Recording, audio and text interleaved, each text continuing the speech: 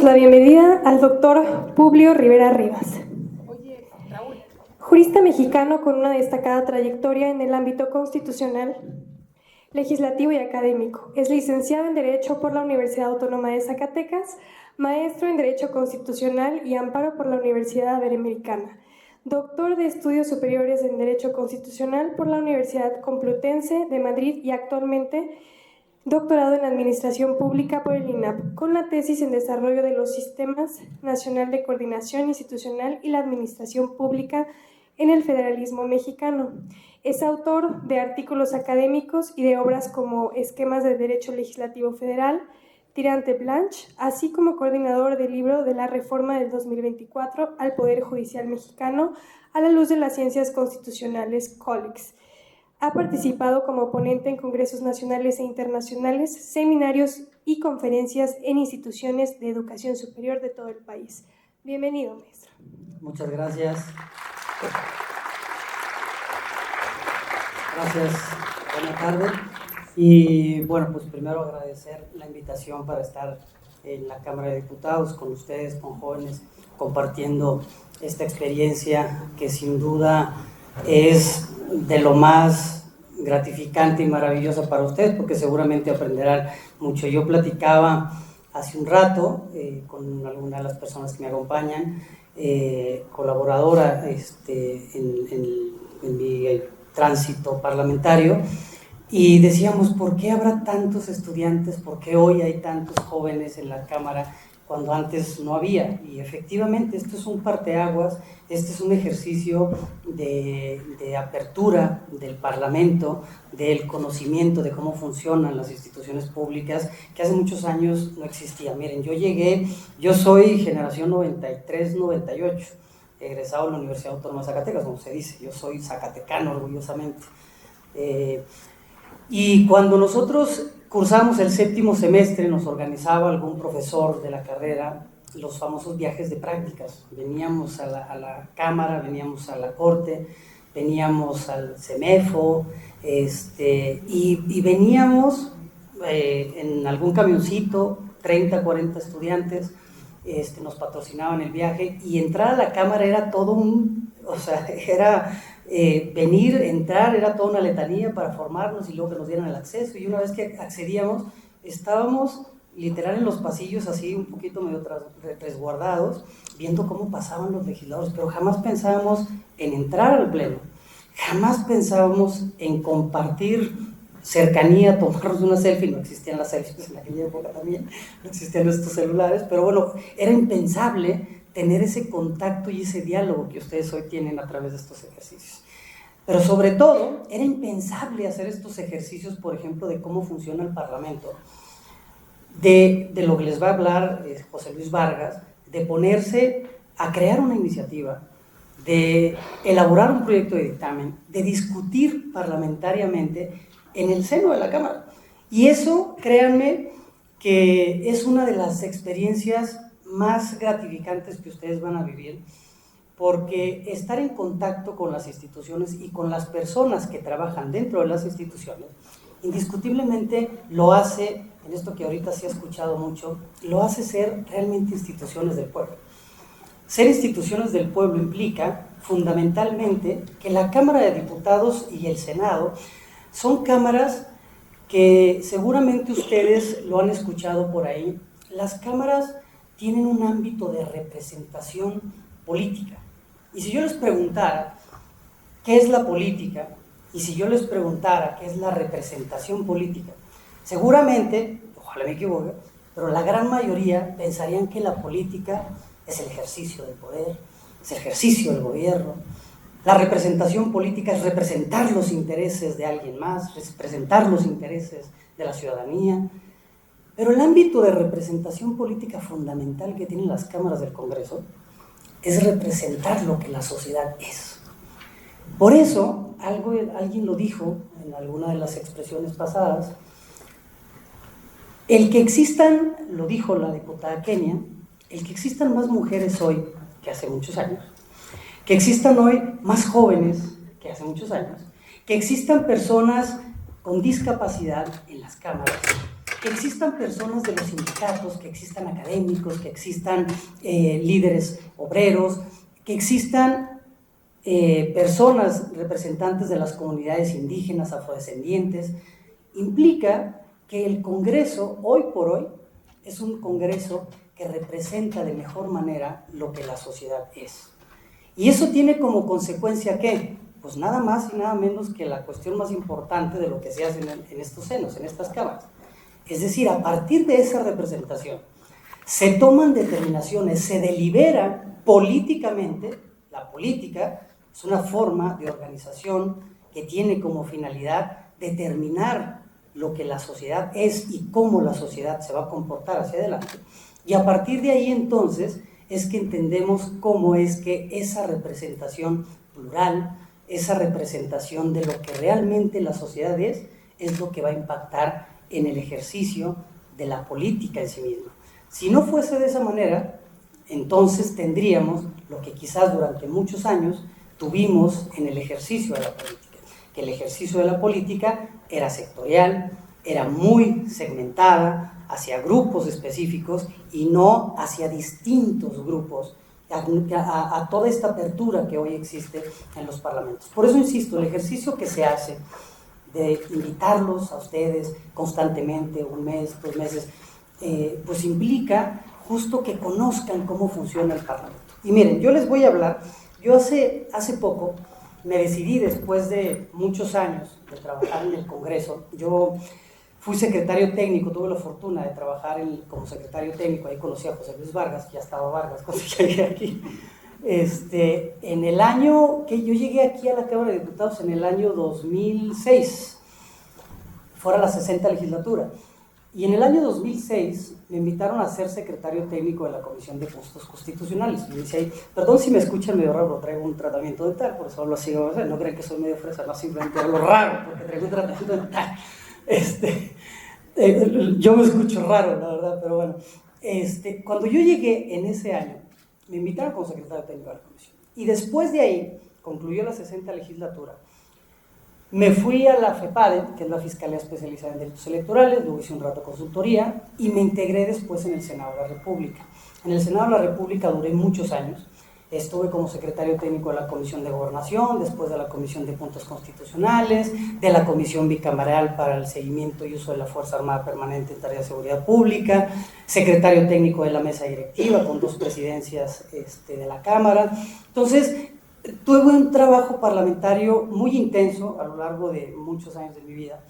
Y después de ese trabajo, me dio por escribir una obra y la hice pretendiendo que fuera lo más didáctica posible.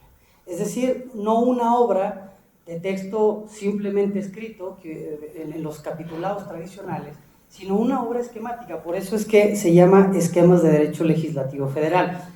Desafortunadamente no puedo compartirla electrónicamente porque hay un contrato con la editorial Tirán, en donde pues se tiene que comparar el link electrónico para bajarlo, pero hice una pequeña presentación con algunas láminas para no meterme en problemas con la editorial, y eso sí se les puede compartir, espero que les sean útiles, pero bueno, este libro, como les digo, miren, se los muestro, si lo alcancen a ver, es esquemático completamente, es decir, muestra esquemas de cómo funciona el Parlamento. Y esto lo hice con la finalidad de decir, y lo hice, se los comento, la motivación principal. La motivación principal, y responde mucho a una pregunta que me hicieron aquí entre pasillos, es ¿cómo le hacemos para llegar al Senado? ¿Cómo le hacemos para llegar a las cámaras? Y siempre en los jóvenes tenemos la intención de decir, es que yo quiero llegar ahí, yo quiero ser legislador, yo quiero ser diputado, senador, quiero ser alcalde, quiero ser gobernador. Mi hijo, que hoy me acompaña, uno de los menores, tiene 10 años, está ahí arriba, me preguntaba en la mañana, antes de entrar, dice, oye papá, ¿a ti no te gustaría ser diputado? ¿No te gustaría ser senador? ¿No te gustaría ser gobernador? Digo, sí, claro. De hecho, es más, cuando yo llegué aquí, pues fue de lo primero que dije, estaría padrísimo ser diputado, ser legislador, ¿sabes? ¿Y por qué no lo has hecho? Y es una gran pregunta, ¿por qué no lo he hecho? Uno, porque sé perfectamente qué se necesita para llegar a hacerlo. Y una de las principales razones es estar dentro de los partidos políticos, es hacer política. Y yo me he dedicado a hacer política, pero desde otra forma. Y lo que he hecho es justamente ayudar al trabajo político desde las secretarías técnicas de las comisiones. Yo no tenía pensado llegar aquí a la Cámara. A mí me invitaron, fíjense, por azares del destino. Hace rato que nos invitaban y nos decían que los jóvenes, ¿cuál es la razón más importante que tienen que hacer? Yo siempre digo, los jóvenes deberían de estar estudiando, no deberían de estar en el Parlamento. No es que me niegue a que estén en el Parlamento, pero yo digo, estudien. Y de verdad, sigan estudiando, estudien todo el tiempo para llegar justamente al Parlamento. Si ustedes no estudian, van a llegar al Parlamento y van a tener un déficit de muchas cosas, pero si ustedes estudian y llegan al Parlamento a la edad que lleguen, créanme que su desarrollo dentro del Parlamento va a ser mucho mejor. De tal manera que entonces, cuando yo hice este texto, con ayuda de algunas personas que han colaborado conmigo, lo que nosotros hicimos fue simplemente dar a conocer herramientas fundamentales del trabajo legislativo que en muchas ocasiones recae en personas como ustedes. Cuando a mí me invitaron, fíjense, yo tuve la fortuna de ser zacatecano, y de una de las principales cosas después de estudiar la carrera era salirme de Zacatecas. Dije, yo ya no quiero estar en Zacatecas. ¿Por qué? Porque en Zacatecas no pasaba mucho. Y yo dije, yo quiero estar en donde pasan las cosas. ¿Y dónde pasan las cosas? En la Ciudad de México, eso pensaba yo. Y dije, me quiero ir a estudiar una maestría. Fui a la UNAM y la UNAM me dijo, no te podemos admitir ahorita porque acabas de terminar la carrera y tienes que tener un año de que tu título haya sido expedido para que te podamos integrar en la maestría. Me salí de la UNAM, me fui al Instituto de Investigaciones Jurídicas a conocerlo, encontré un folleto donde decía que había una maestría que se estaba abriendo en convenio entre el Instituto de Investigaciones Jurídicas de la UNAM y la Universidad Iberoamericana en León, en Derecho Constitucional. Y dije, wow, yo quiero estudiar eso. Mi padre en ese entonces era rector de la Universidad Autónoma de Zacatecas. Cuando llego y le digo, oye, quiero estudiar esto, me dice, ¿en universidad privada? No. Tú vas a estudiar en universidad pública. Y yo dije, oye, pero es que es en Derecho Constitucional, mira, es la universidad, es el Instituto de Investigaciones Jurídicas. Y me dijo, no. Dice, una universidad privada no vas a estudiar. Y yo dije, ay, ¿por qué no? Si yo quiero ser, es más, yo quería ser en ese entonces, como mi papá, ser profesor de la Facultad de Derecho, quería ser director de la Facultad de Derecho y quería ser rector de la Universidad Autónoma de Zacatecas. Mi padre fue mi principal mentor en mi vida profesional, entonces yo quería ser como él. Y entonces dije, bueno, sí lo voy a hacer y voy a ver la manera de cómo me inscribo a esa universidad. Y me inscribí a la universidad y ya inscrito, le dije, oye, no seas gacho, apóyame, digo, no me alcanza para ir y venir a León todos los fines de semana, yo tenía que estudiar jueves, viernes, sábado, no me alcanza, pues ayúdame. Y ya que vio que sí estaba muy motivado, que ya me había inscrito, que ya estaba, me dijo, pues órale, te voy apoyando con tus idas para que te vayas. Terminé la maestría, pero además uno de los alicientes que yo tenía era que yo quería ser el primer maestro en Derecho Constitucional de la Facultad de Derecho de la Universidad Autónoma de Zacatecas, que en ese entonces, 1998, no había. Bueno, ya era 1999. No había en ese momento un maestro en Derecho Constitucional. Y yo dije, pues yo quiero ser el primero. Entonces fue como una motivación y un aliciente. No me interesaba el Congreso todavía. Me interesaba ser profesor de la Facultad de Derecho y llegar y ser como mi padre. Terminé la maestría, me vine a la Ciudad de México, conocí las instituciones de la Ciudad de México, el Instituto de Investigaciones Jurídicas, terminé un rato en el IFE, en el entonces IFE, ahí me habían ofrecido una dirección padrísima, me iban a pagar un dineral, porque, pues bueno, en ese entonces era hijo de un consejero electoral, mi padre después fue consejero electoral, entonces bueno, me ofrecieron un buen cargo y dije, lo agarro. Y una de mis mentoras, la maestra María del Pilar y Marcia Muñoz, me dijeron del Instituto de Investigaciones Jurídicas, no lo hagas, vete a estudiar el doctorado, tu idea era ser doctor e irte a estudiar a España, vete en este momento. Dije, no, ¿cómo crees? Le dije, mira, es que es una dirección. Para entonces, además, yo ya me había casado, ya tenía una hija. Entonces yo decía, yo tenía que ya mantener también a esa familia, era bastante joven, pero me animé en aquel entonces. Después me dice, vete en este momento, y en ese momento justo lo que hice, escribió a la universidad, me mandaron por fax, no por correo electrónico, era fax todavía en aquel entonces, me mandaron la carta de aceptación de la Universidad Complutense y dije, bueno, pues me voy a la aventura, realmente esto es lo que quiero. Y me fui a estudiar el doctorado. Terminé y regresé en el 2006. Y cuando regreso en el 2006, mi idea era irme a Zacatecas, seguía yo con mi intención de irme a Zacatecas y estar en la Universidad Autónoma de Zacatecas. Mi sorpresa fue que llego a la Ciudad de México y estando en la Ciudad de México, un diputado zacatecano, Raimundo Cárdenas, me dice, oye, ¿qué andas haciendo? Le dije, pues acabo de llegar, terminé el doctorado, me voy a incorporar al instituto, quiero estar en la universidad. Me dijo, no, ayúdame. 2006, recuerden, bueno, no recuerdan, a lo mejor muchos de ustedes apenas estaban haciendo, pero si leen un poquito de historia política del país, en 2006 fue cuando justamente Felipe Calderón entra al gobierno de la República y hay un principal momento político de irrupción donde una primera fuerza de izquierda logra tener la mayor cantidad de espacios en la Cámara de Diputados. Y entonces hubo una fricción, porque fue cuando se habló en el 2006 del fraude electoral, después de muchos años también de hablar de fraude electoral, pero en donde hubo una posición política muy fuerte sobre esta posición. No se permitió en aquel momento al presidente Fox venir y presentar su informe de gobierno. Le cerraron las puertas y Vargas no me dejara mentir porque él estaba aquí, ya estaba aquí. Y tampoco querían dejar que Felipe Calderón tomara posesión del gobierno de la República. Imagínense, yo venía en aquel entonces de España, de estudiar, de ver los sistemas constitucionales, políticos, democráticos del mundo y de ver pues que toda Europa en aquel momento, me acuerdo que se pensaba en una constitución europea, es decir, todo era acuerdos políticos. España tenía una nueva constitución, una constitución pactada en el 78, pero aquí en México vivíamos una convulsión política en donde ni siquiera se permitía que el presidente tomara posesión del cargo.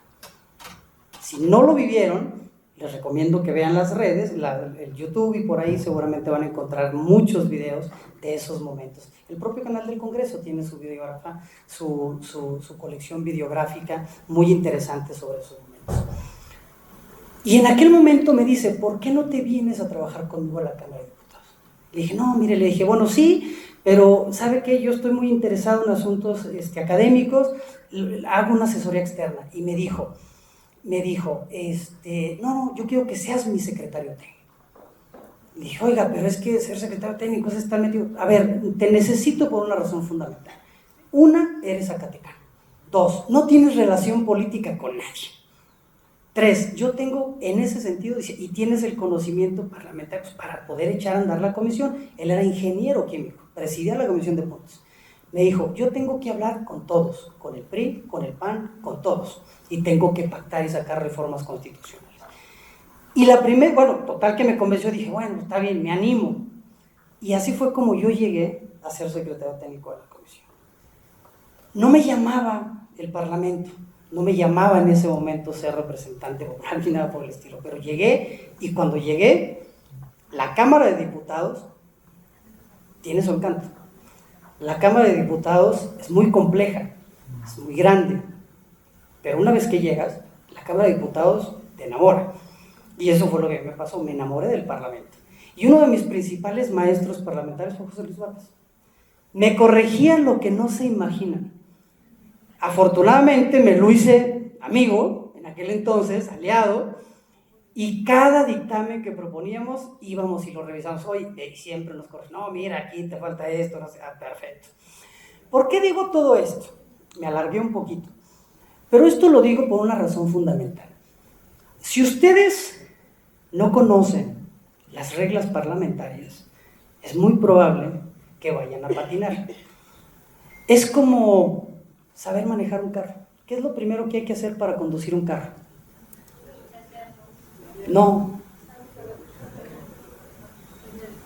No. Exacto. ¿Qué es? Saber qué es un auto. Saber cómo funciona el auto. Segundo, saber las reglas para poder conducir el coche.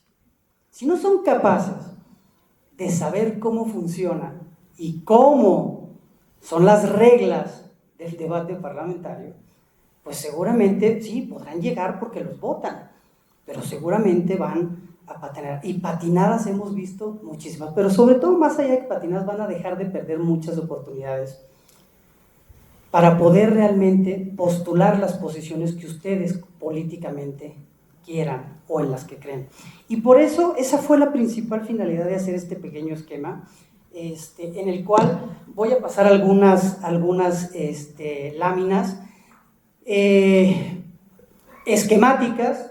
Como ustedes saben, pues bueno, la función del Poder Legislativo, tenemos un sistema legislativo bicameral en el cual se compone de dos cámaras, una Cámara de Diputados y una Cámara de Senadores.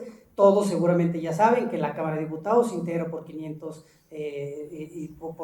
personas, diputados y diputadas, y que la Cámara de Senadores son 128, de los cuales hay una fórmula de integración completamente diferente. La Cámara de Diputados se integra por 300 distritos electorales, uninominales. Esto, digo, seguramente ya lo saben, y los otros 200 son por listas de representación en 5 distritos electorales, ¿no?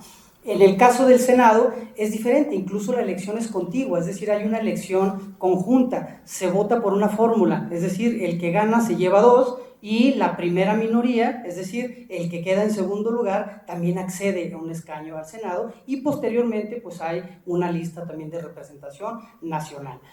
En ese sentido, esta integración de las cámaras implica que debe de haber, como lo explicaba hace rato, lo comentaba el doctor Bustamante, debe de haber parlamento, debe de haber debate, debe de haber postulaciones y contrastación de opiniones para poder lograr los asuntos de deliberación de las cámaras.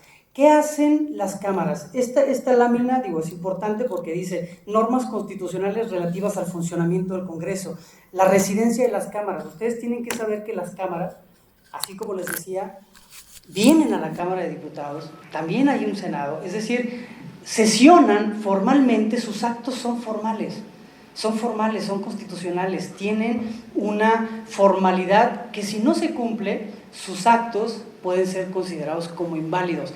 Hemos tenido muchos ejercicios en estos últimos años, en donde incluso la Suprema Corte ha determinado que, por ejemplo, si bien en la revisión del procedimiento legislativo no se cubren las formalidades del proceso legislativo, incluidas entre ellas el lugar en donde sesiona y la forma en cómo sesiona, los actos derivados de ese acto legislativo, aun y cuando se voten por las mayorías que establece la ley y la Constitución para que sean válidos, el acto puede ser considerado como inválido. Por lo tanto, entonces, considerar y saber que la residencia de las cámaras está dentro de los recintos parlamentarios es importante. ¿Qué le corresponde entonces al Poder Legislativo? El Poder Legislativo tiene una facultad. Si yo les preguntara cuál es la principal función del Poder Legislativo, seguramente todos me responderían, ¿cuál es? Hacer leyes. Alguien dijo por ahí, representar al pueblo. Hace rato, alguno de los ponentes decía que una de las funciones principales del Parlamento es el control del poder político.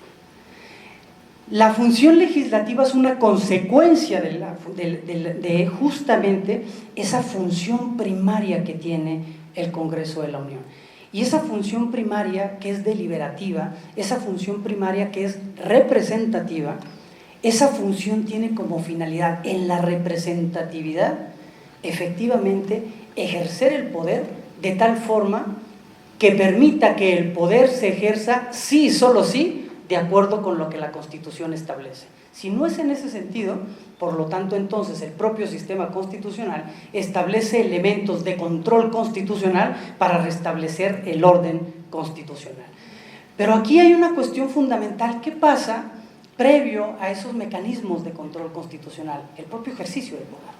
Es decir, el Congreso de la Unión, legisladores y legisladores, no pueden ejercer funciones si no es sí, solo sí, aquellas que le establecen la Constitución y las leyes.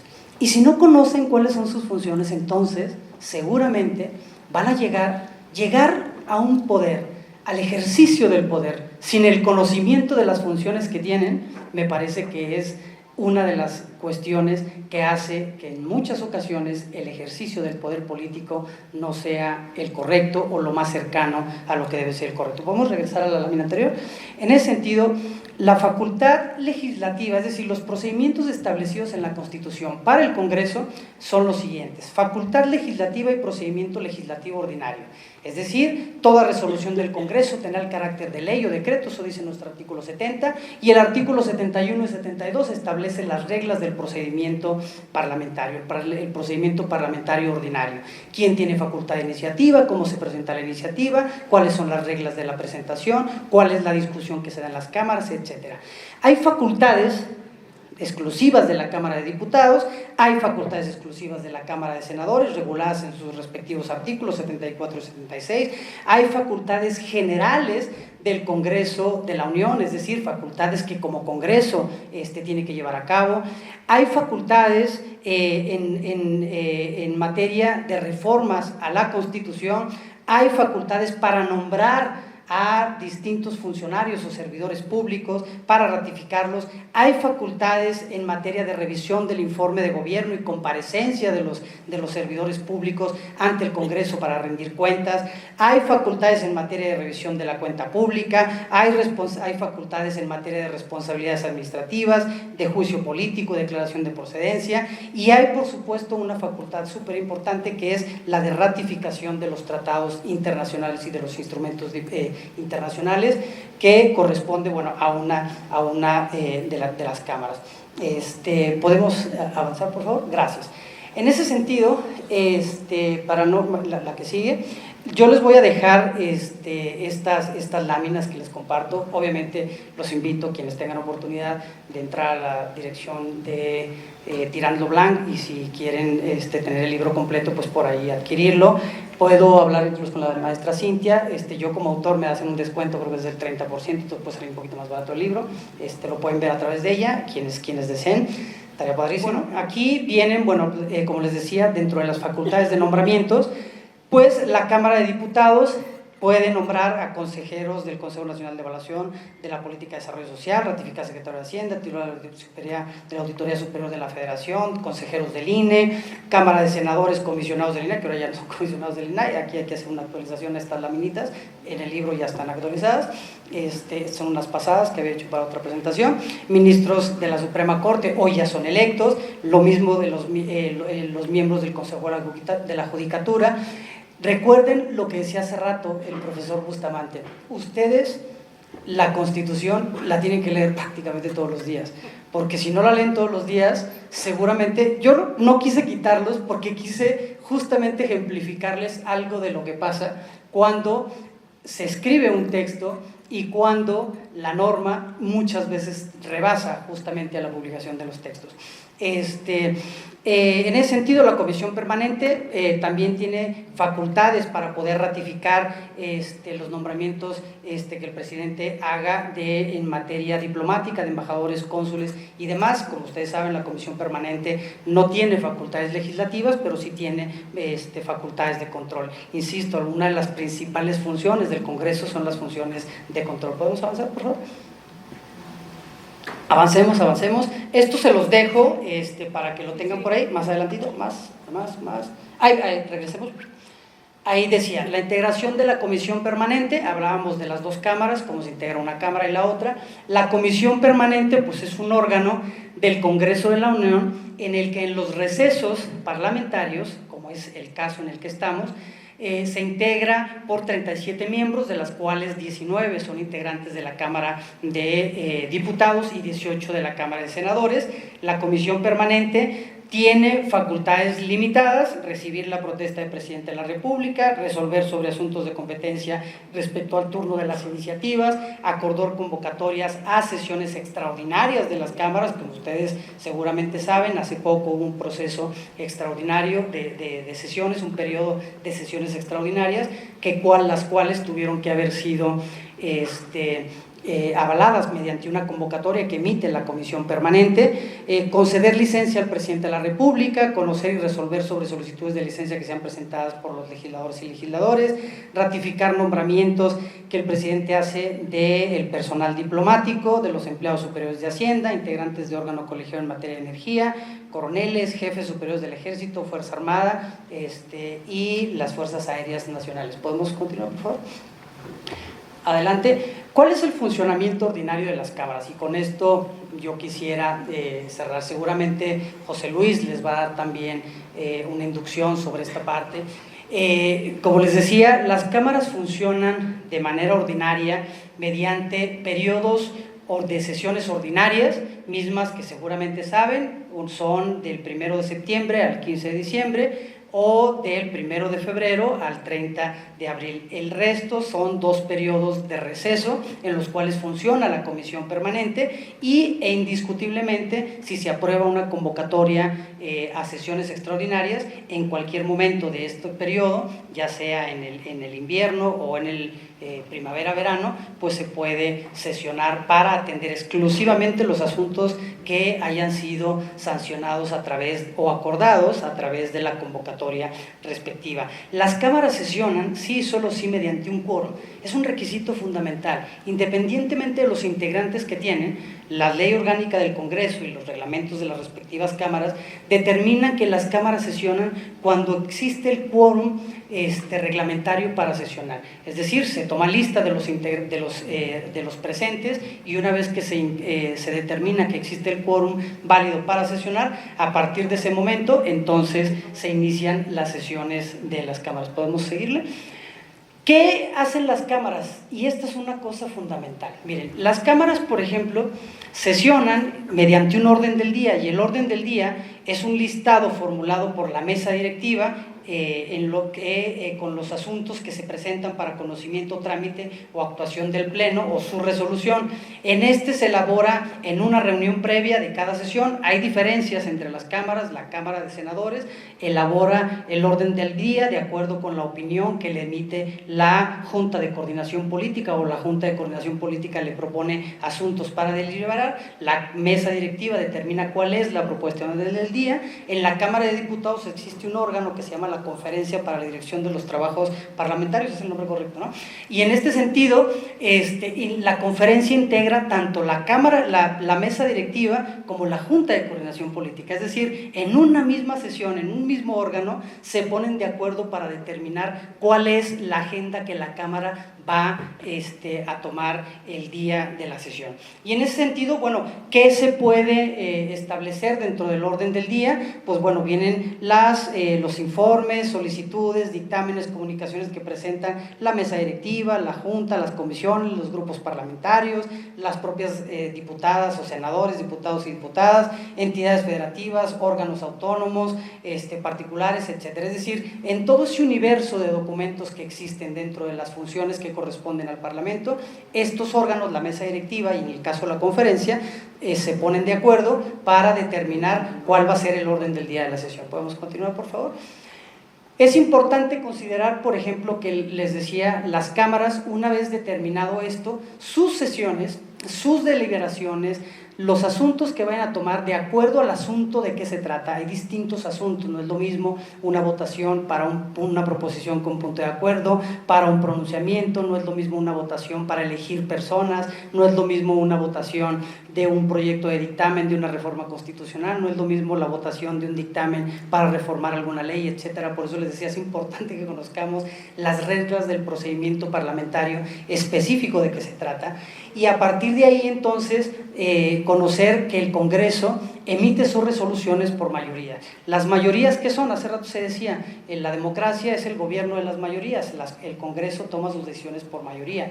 ¿Qué tipos de mayorías tenemos en la Cámara? Mayoría simple o relativa, es decir, aquella que se constituye con la suma más alta de votos emitidos en un mismo sentido cuando se opta entre más o dos propuestas. La mayoría absoluta se constituye por la suma del más de la mitad de los votos emitidos en un mismo sentido cuando se opta entre dos propuestas, es decir, la mayoría del 50% más una.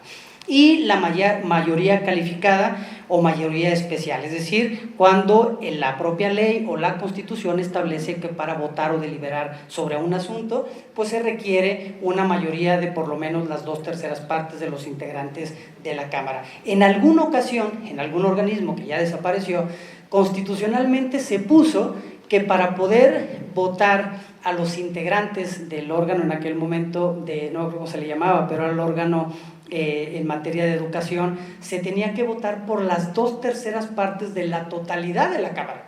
Y eso, créanme que es todavía lo más complejo, porque de por sí conseguir las 2/3 partes en un parlamento dividido, era más, un minuto me queda, bueno, voy a ver qué hago, o sea, a partir de ahí, entonces, bueno, imagínense ustedes conseguir una mayoría de 2/3 partes de la totalidad del parlamento, pues es más largo.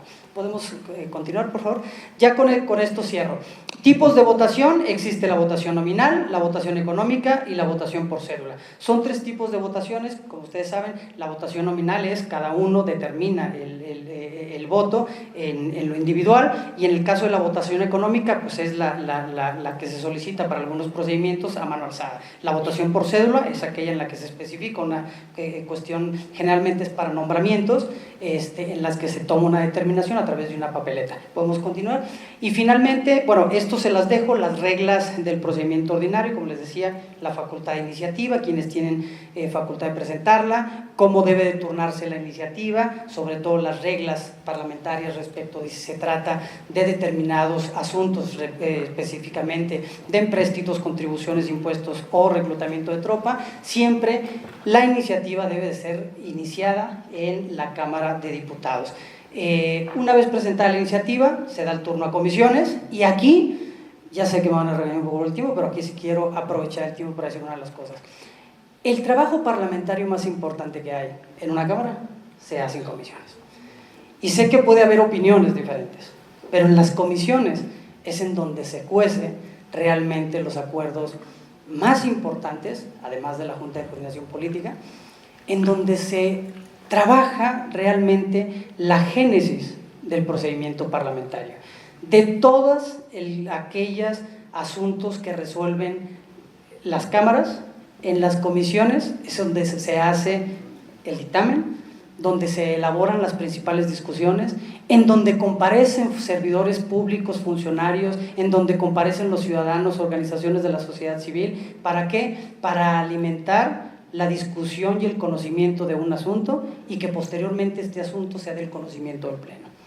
Cuando los asuntos llegan al Pleno, en la gran mayoría de los casos, los asuntos ya están prácticamente pactados, ya se sabe qué va a pasar, y solamente se hace un debate más público, de otra naturaleza, de posicionamientos políticos, de quienes ejercen funciones políticas, que son legisladores y legisladoras, pero el trabajo técnico se hace en las comisiones. Yo les voy a terminar diciendo una cosa, y que responde mucho a la pregunta que me hizo mi hijo en la mañana. ¿Tú no quieres ser diputado, senador o algo?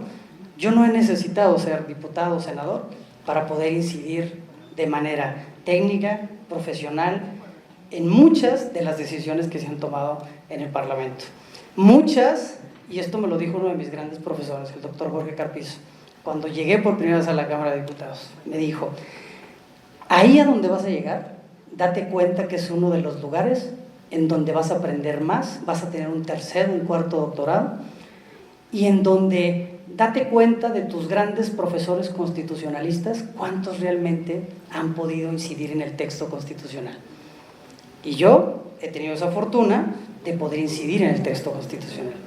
Muchas de las reformas que están ahí, yo he sido copartícipe de ellas. Y eso es algo que yo les invito: estudien, fórmense, y no necesariamente se casen con la idea de ser diputados, diputadas, senadores, senadoras.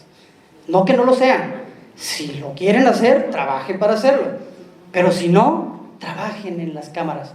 Fórmense, capacítense y hagan del trabajo técnico parlamentario una de las mejores herramientas para que el trabajo político tenga sustento, tenga fundamentación y sea realmente algo que al país le sirva. Me quedo con muchas ideas, sin duda, pero bueno, en cualquier momento puedo volver, si me invitan, ¿no? Puedo volver a venir. Mi nombre es público, o sea, literal, soy Publio, pero mi nombre es Publio, me refiero, soy un personaje público. Actualmente estoy en la Secretaría de Medio Ambiente y Recursos Naturales como director general de Enlace y Seguimiento Parlamentario. Me encargo de la relación de la secretaria con los gobernadores y con el Congreso. Y bueno, pues ahí está mi libro, hay algunas publicaciones, recientemente también está ya está en la última revisión, seguramente saldrá la próxima semana. Otro libro que se llama La ciencia de la legislación, que se habla de qué es lo que debe de tener una ley, es decir, de la génesis de la norma, de la génesis de quiénes crean la norma y por qué lo hacen. Es decir, ese sí es un poco más filosófico, pero este es un libro esquemático. Se los dejo, les dejo estas, nada más si quieres para que las vean. Vienen las reglas del dictamen, viene la interacción del debate que se da en las cámaras, el debate en lo particular, en lo general, sigamos. La interacción entre las cámaras, es decir, esto siempre es muy importante cuando una cámara aprueba un dictamen, qué pasa, se va como proyecto a la otra cámara, pero si la otra cámara hace observaciones, qué debe de pasar, que esa es una de las cosas más complejas que seguramente Vargas les va a hablar, y eso lo van a vivir. Presentan una iniciativa, pero si la otra no se las aprueba, cómo la reforman, pero si la otra tampoco está de acuerdo, si puede regresar, en qué momento se atora. Son una de las cosas más prácticas. Y la parte que les va a encantar, ahí. Les dejo en estas láminas unas propuestas que me ayudó mucho Mariel por ahí hasta arriba, es una de mis colaboradores que ella entró como asesora, entró como servicio social a trabajar por primera vez conmigo hace 11 años, y ella me ayudó justamente a hacerles estos pequeños ejercicios de cómo se presentan los asuntos ante las cámaras, ante la Cámara de Diputados, ante la Comisión Permanente, ante el Senado, de las iniciativas, de los proyectos de dictámenes, etcétera, y que seguramente les pueden ser de utilidad. Pues con eso yo termino. Agradezco nuevamente esta invitación, esta breve charla, espero que haya sido de su utilidad. Y bueno, pues quedo a su atención para lo que sea necesario. Muchas gracias. Muchas gracias al doctor Julio Rivera. Igualmente le haremos llegar, me voy a pasar por acá, le haremos llegar las preguntas que tengan ustedes, las dudas. Le agradezco mucho que nos haya dedicado este momento, que nos llena de toda su experiencia, de todo su recorrer por el ámbito legislativo, por el ejecutivo. Es un hombre muy preparado, y le agradezco mucho que nos haya hecho el favor de venir hoy a la Cámara de Diputados. Así es que la Junta de Coordinación Política otorga el presente reconocimiento al doctor Publio Rivera Rivas por su participación como ponente en la tercera edición del Seminario de Capacitación Jóvenes Legislando 2025 en el Palacio Legislativo de San Lázaro, en la Ciudad de México, a 2 de agosto del 2025, y lo firma el diputado doctor Ricardo Monreal Ávila, presidente de la Junta de Coordinación Política. Muchas gracias.